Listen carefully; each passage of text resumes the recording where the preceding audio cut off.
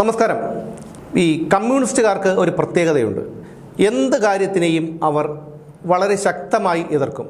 അതിൻ്റെ എന്ത് കാര്യമാണോ അതിനെക്കുറിച്ച് അവർ പഠിക്കില്ല, അതിൻ്റെ ഗുണദോഷങ്ങൾ പഠിക്കില്ല. പക്ഷേ എന്തെങ്കിലും ഒരു കാര്യം ആര് കൊണ്ടുവന്നു കഴിഞ്ഞാലും അതിനെ എതിർക്കുന്ന ഒരു പ്രവണതയാണ് അവർ എപ്പോഴും കാണിച്ചിട്ടുള്ളത്.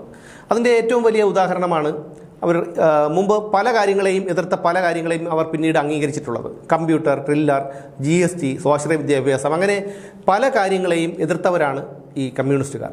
പിന്നീട് അവരതിനെ എതിർക്കുകയും ചെയ്തിട്ടുണ്ട്. കമ്പ്യൂട്ടർ വന്നപ്പോൾ അന്ന് മുഖ്യമന്ത്രിയായിരുന്ന EK നായനാർ പറഞ്ഞത് തൊഴിൽ തിന്നുന്ന ബഗൻ എന്നായിരുന്നു കമ്പ്യൂട്ടറിനെ വിശേഷിപ്പിച്ചത്.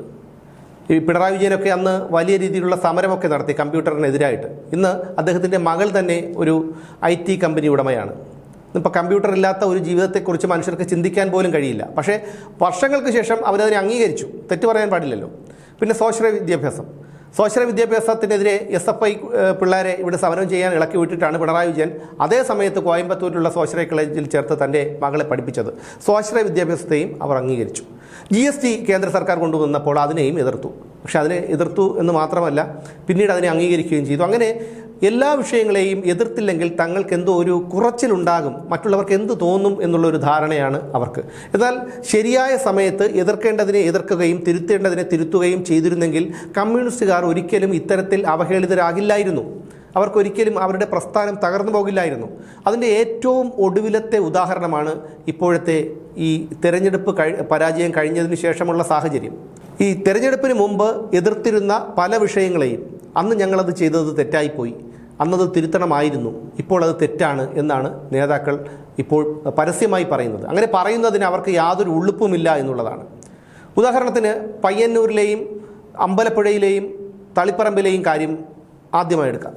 പയ്യന്നൂരിൽ കുഞ്ഞികൃഷ്ണൻ എന്നുള്ള ഒരു സാധാരണ മനുഷ്യൻ, അദ്ദേഹം ഒരു പാർട്ടി പ്രവർത്തകനായിരുന്നു. അദ്ദേഹം ആവശ്യപ്പെട്ടത് അവിടുത്തെ MLA-യും നേതാവുമായ TA മധുസൂദനൻ രക്തസാക്ഷി ഫണ്ട് വെട്ടിച്ചതിനെക്കുറിച്ചാണ്. അത് തെളിവില്ലാതെയല്ല അദ്ദേഹം പറഞ്ഞത്. തെളിവുകൾ പാർട്ടിയുടെ മുന്നിൽ നിരത്തി വർഷങ്ങൾ കഴിഞ്ഞിട്ടും നടപടിയില്ലാതെ വരികയും പിന്നീട് അതേ TA മധുസൂദനനെ പാർട്ടി മത്സരിപ്പിക്കുകയും ചെയ്യാൻ തീരുമാനിച്ചപ്പോഴാണ് പാർട്ടിയിൽ നിന്ന് പുറത്തു വന്ന് V കുഞ്ഞികൃഷ്ണന് മത്സരിക്കേണ്ടി വന്നത്. അദ്ദേഹം ജയിച്ചു. തളിപ്പറമ്പിലെ കാര്യമെടുത്താലോ, അവിടെ പാർട്ടി സെക്രട്ടറിയായ MB ഗോവിന്ദൻ്റെ ഭാര്യയും ആന്തൂരിലെ സാജൻ്റെ മരണത്തിന് കാരണക്കാരിയെന്ന് ആരോപണവുമുള്ള PK ശ്യാമളയെ മത്സരിപ്പിക്കാൻ തീരുമാനിച്ചു. ശക്തിയുക്തം അവിടെ പ്രാദേശികരായിട്ടുള്ള നേതാക്കളും അണികളും ഒക്കെ എതിർത്തു. പക്ഷേ ഗോവിന്ദൻ അതിൽ നിന്ന് പിന്മാറാൻ തയ്യാറായിരുന്നില്ല. അപ്പോൾ ഗോവിന്ദൻ തൻ്റെ ഭാര്യയെ തന്നെ അവിടെ മത്സരിപ്പിച്ചു. പകരം TK ഗോവിന്ദൻ പാർട്ടിയിൽ നിന്ന് പുറത്തു വന്ന് അദ്ദേഹം വിമതനായി മത്സരിച്ച് അവിടെ ജയിക്കുകയും ചെയ്തു. അമ്പലപ്പുഴയിലേക്ക് വന്നാൽ G സുധാകരനും അതുതന്നെയാണ്. അദ്ദേഹവും പറഞ്ഞത് അദ്ദേഹത്തിന് മത്സരിക്കണമെന്ന് അദ്ദേഹം പറഞ്ഞിട്ടില്ല. G സുധാകരൻ പറഞ്ഞത് സജി ചെറിയാൻ ഉൾപ്പെടെയുള്ള CPM നേതാക്കളുടെ കീഴിലാണ് ഇപ്പോൾ ഒരു ക്രിമിനൽ സംഘം പോലെ ആലപ്പുഴ ജില്ലയിൽ CPM പ്രവർത്തിക്കുന്നത് എന്നാണ്. പക്ഷേ അവിടെയും G സുധാകരനാണ് കുറ്റപ്പെടുത്തൽ വന്നത്. അദ്ദേഹം പാർട്ടിയിൽ നിന്ന് പുറത്തു പോയി മത്സരിച്ച് അദ്ദേഹവും ജയിച്ചു. അങ്ങനെ CPM-നെ സംബന്ധിച്ചിടത്തോളം ഇത്തരം കാര്യങ്ങളൊക്കെ വരുമ്പോൾ അവർ പിന്നീട് അതിൻ്റെ ദോഷവശങ്ങളൊക്കെ അനുഭവിച്ചതിന് ശേഷം മാത്രമായിരിക്കും അത് തെറ്റാണെന്നുള്ള ഒരു ചിന്ത അവർക്കെത്തുന്നത്. പിന്നീടുണ്ടായത് പ്രതിപക്ഷ നേതാവായ പിണറായി വിജയൻ്റെ മകൾ വീണയ്ക്കെതിരെ നടന്ന ഒരു റെയ്ഡാണ്. ആ റെയ്ഡിലാണ് ED ഉദ്യോഗസ്ഥർ ആക്രമിക്കപ്പെട്ടത്. അന്ന് ഇതിനെ വലിയ രീതിയിൽ ന്യായീകരിക്കുകയാണ് MV ഗോവിന്ദനും ശിവൻകുട്ടിയും കടകംപള്ളി സുരേന്ദ്രനും പ്രശാന്തും റഹീമും ഒക്കെ അടക്കമുള്ള നേതാക്കളൊക്കെ ചെയ്തത്. അത് പിണറായി വിജയനും പാർട്ടിക്കുമെതിരെയുള്ള ഒരു ആയുധമാക്കി അത് BJP സർക്കാർ ഉപയോഗിക്കുകയാണ് എന്നൊക്കെ പറഞ്ഞുകൊണ്ടാണ് അന്ന് അവിടെ അക്രമത്തിന് വേണ്ടി അണികളെ ഇളക്കിവിട്ടത്. 26 പേർ ജയിലിലായി. പിന്നീട് അതിൻ്റെ ദൂഷ്യവശം എന്താണെന്ന് അവർക്ക് മനസ്സിലായി. അന്വേഷണം നേതാക്കൾക്ക് നേരെ നീളുന്നു എന്നറിയുന്നു. ED ഈ വിഷയത്തിൽ കോടതിയിൽ കക്ഷി ചേരാൻ ഒരുങ്ങുന്നു. ED മാത്രമല്ല, EDയുടെ അവരുടെ അടുത്തുള്ള നടപടികളൊക്കെ അവർ വളരെ വേഗത്തിലാക്കി. ഇപ്പോൾ കാര്യങ്ങളൊക്കെ CPM-കാർ വിചാരിച്ചതിൽ നിന്നും വ്യത്യസ്തമായി വന്നിട്ടുണ്ട്. വെള്ളിയാഴ്ച വീണ ED ഉദ്യോഗസ്ഥരുടെ മുന്നിൽ ചോദ്യം ചെയ്യാനായി ഹാജരാകണം. അങ്ങനെയൊക്കെ വരുമ്പോൾ അടുത്ത നടപടി എന്താണെന്നുള്ള ഒരു ആകാംക്ഷയിൽ നിൽക്കുകയാണ് CPM-കാർ. എന്നാൽ കഴിഞ്ഞ 2-3 ദിവസങ്ങളായി AK ബാലനും PK ശ്രീമതിയും KK ശൈലജയും അടക്കമുള്ള നേതാക്കളുടെ ഒരു നിലപാടിലൊക്കെ മാറ്റം വന്നു. അവരൊക്കെ ഇപ്പോൾ വീണയെ തള്ളിപ്പറയുന്ന സ്ഥിതിയിലേക്ക് കാര്യങ്ങൾ എത്തിയിരിക്കുന്നു. പരോക്ഷമായി വീണയെ തള്ളിപ്പറയുകയാണ്. അത് വീണയുടെ വിഷയമാണ്, അത് വീണ തീർത്തുകൊള്ളും, അവരതിനെ നേരിട്ട് കൊള്ളുമെന്നൊക്കെയാണ് ഇപ്പോൾ ഈ CPM നേതാക്കൾ പറയുന്നത്.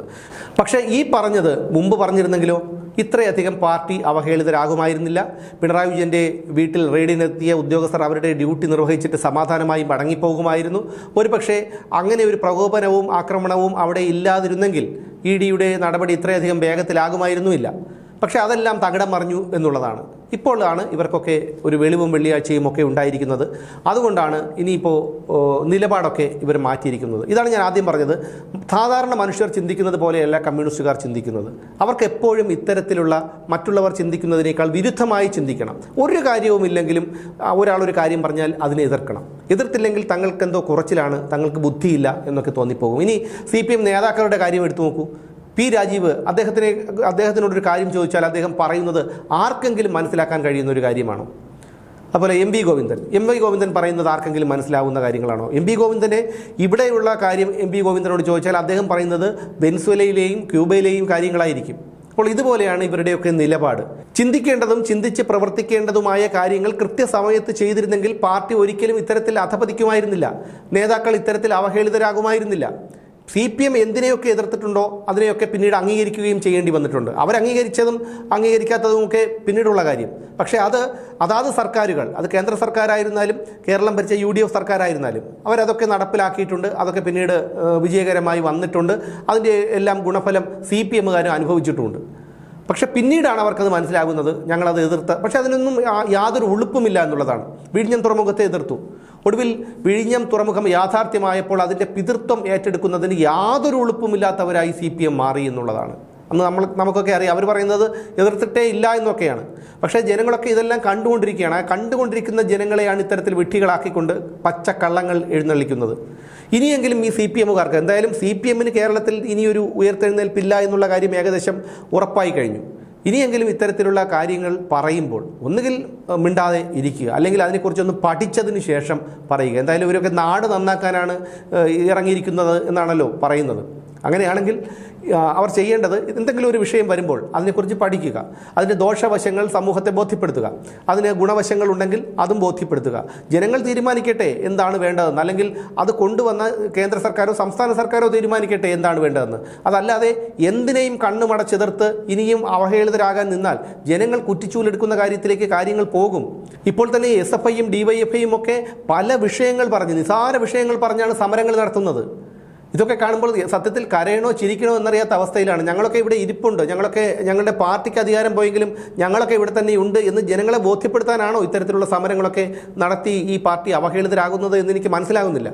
എന്തായാലും ഒരു കാര്യം ഉറപ്പാണ്, ഇവർക്ക് നേരം വെളുക്കുന്നത് വളരെ വൈകിയായിരിക്കും. കാരണം നമ്മളൊക്കെ ചിന്തിച്ച് പ്രവർത്തിച്ച് അതിൻ്റേതായ ഒരു ഘട്ടത്തിൽ എത്തുമ്പോഴായിരിക്കും ഇവർക്ക് ഇതിനെക്കുറിച്ചുള്ള ഒരു ബോധമുണ്ടാകുന്നത്. അതിനൊരിക്കലും ഒരു മാറ്റവും വരാൻ പോകുന്നില്ല. കാരണം ഇവരുടെ തലയ്ക്കുള്ളിലുള്ളത് കമ്മ്യൂണിസമാണ്. ആ കമ്മ്യൂണിസം തലയ്ക്കകത്ത് കയറിയാൽ ഒരുപക്ഷെ ചിന്തിക്കുന്നത് ഇങ്ങനെയൊക്കെ തന്നെയായിരിക്കും.